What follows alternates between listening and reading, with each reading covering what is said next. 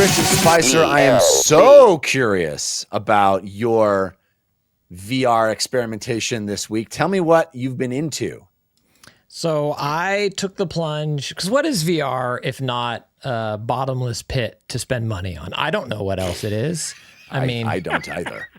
Need a new headset, need a new dongle, need a new I got strap. 3 headsets around here, yeah, so I don't know what you're talking about. Need is such a strong word, Christian. Well, it's like kneading dough is what I meant. You know, you got to get your hands on it, is what I meant. Yeah. And so I took the plunge on the PSVR2 to PC adapter, which is a breakout box. This thing was announced a couple of months ago, and it just came out, I think, the 7th of this month.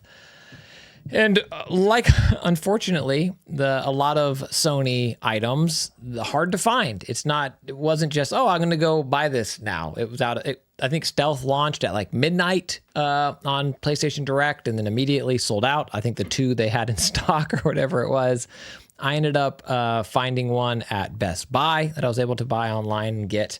And so it is a breakout box that allows you to connect your PSVR2 headset to PC and have access to your Steam VR library, and then also your Meta Oculus library through those PC programs that are available. And everything comes in the box that you need. It's a breakout box that plugs into your PC, but then you need to bring your own 1.4 DisplayPort cable is what you're going to need to connect into your GPU.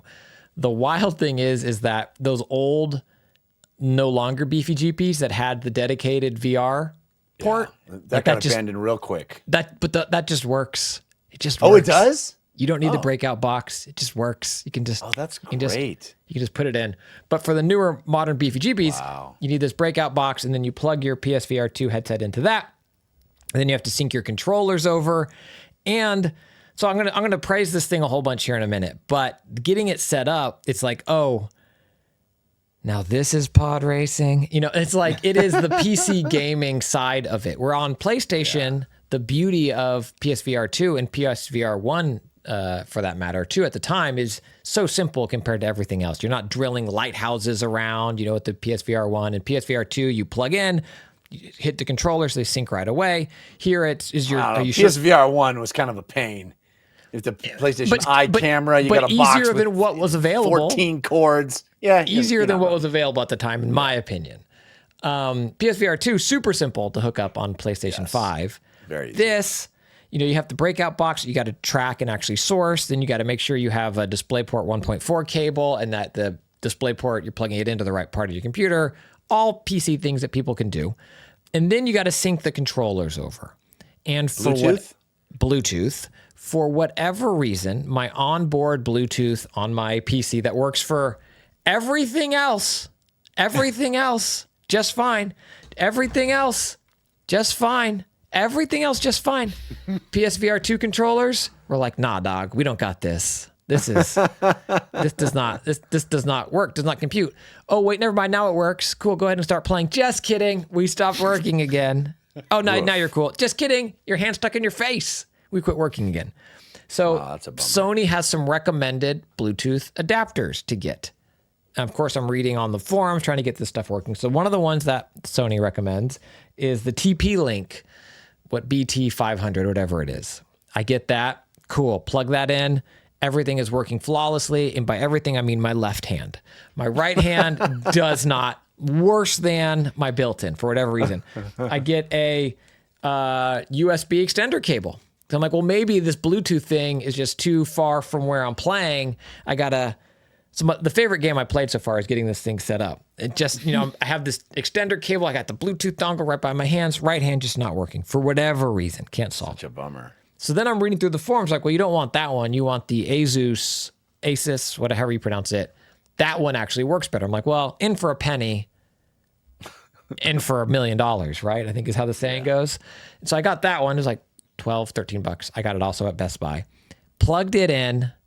Gentlemen, light switch. Everything worked flawlessly, which again is the beauty and the beast of PC gaming, because I never had an issue on PlayStation 5. Just plugged it in, turned it on, everything worked perfect. For whatever reason, same room, still Bluetooth, Now I have this Asus You got super Bluetooth now, baby. super Bluetooth. It works perfectly. It works perfectly. So now I have Little just kids 3 blocks away just logging on with their Bluetooth keyboards. No problem. I could bring my mouse to either of your houses and still work. It would still, I am getting this rash on my neck, but it's worth it. My teeth are actually turning blue. It's not good. I don't know if you've seen You wanna Chernobyl, play, you but gotta pay. yeah, Chernobyl's a great show and also the reality of my office right now, but worth it.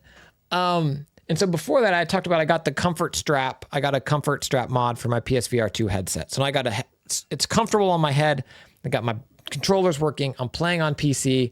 I just finished, Jeff, chapter 3 of Half-Life Alyx. What? It's the farthest he's ever gotten, everybody. It is. I'm probably a third of the way through the game, I would guess. A quarter of the way through the game. I'm about 3-4 hours, it feels like. Chapter 3 is The long. only VR game I think I've ever finished Yeah. is Half-Life Alyx. And so I don't know if it's that I have, Call of the Mountain so that I could finally have VR legs to finish Half-Life Alyx, but I've got my VR legs. I'm playing free motion, Love it. all the stuff. It took so long, but it's finally happening. I'm wheeling and dealing, and now that I have a beefier GP, I mean, Looks gorgeous I bet in the PSVR2 headset looks real good. Dude, OLED screens while I'm crawling around in these tunnels. Yeah, baby. You got to realize on PC, I'm going from Quest 1, which, link cable to my PC, but Quest 1 optics, to now PSVR 2 OLEDs. Holy crap. Does this game look unbelievable? And my hands are actually working. I'm flying through this thing. I'm having a great time. It's probably my favorite game of the year it came out now. Is there a more important VR game ever than Half-Life Alyx? No. So this is the other side of the coin for me, Rich. Maybe Beat Saber. Yeah. Okay. Probably Beat Saber. Playing this now and then having watched this VR Connect, I've never been more bummed that all of these Meta Quest games aren't also Quest PC games. Like some of these games they announced looked incredible, but there's not even a Quest PC version of them. It's such a bummer. Asgard's Wrath 2, Yes. if that had like a texture upgrade pack for PC and you could just still play it on your Well, the thing is, Meta wouldn't even need to make it because a fan would mod it. Give it to PC and let them run. So now playing this, I'm so excited. I'm definitely playing Behemoth on PC now versus my PlayStation. Sorry, PlayStation. But I really wish I was going through the library. I'm like, I'm going to play all these other games now. And there is such a limited selection of games. And I know, Jeff, I'm preaching to your choir and you've harked on this before, but such a limited selections of games that do what Half-Life Alyx do in terms of fidelity and complexity. Yeah. And the other games that do exist on inferior systems to what a beefy GP PC can do. Because Resident Evil 4 on PlayStation VR 2 on PlayStation is incredible. But I also now want to see it on my 4080. I want to see what all of these VR games that just got announced, what Action Hero could look like, not stuck on a last-gen mobile processor.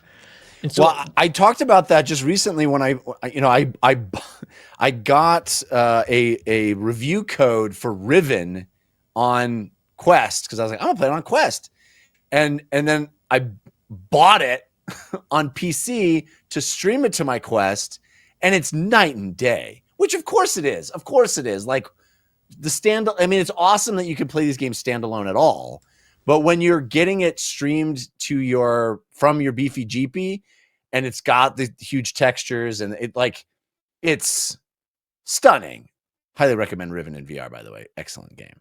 But I can give you a list of the most visually stellar VR games for your PC, Christian. Now that you're in the zone. I'm back. I'm comfortable. They feel good. And I should mention, yes, you do lose some features when you go to PC. The haptics rumble in the headset. The foveated rendering doesn't exist either, but I feel like it puts it on par with what most PC VR headsets are, if that makes sense. Like you lose some of the bells and whistles that you get it on PlayStation, but a comfortable strap, OLED screens and being able to play through Half-Life Alyx. I was complaining. My kids and I were going on a walk the other day, and I was like, my feet really hurt, and I couldn't figure out why it was until I went home that night and started playing Half-Life Alyx again. And I'm playing here in my office, and it's just a wood floor, and I'm like, oh, I've just been standing barefoot. I'm wearing my Birkenstocks now because I need like arch support.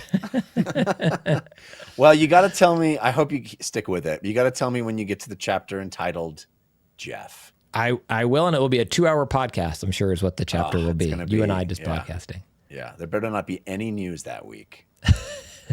All right, we can't do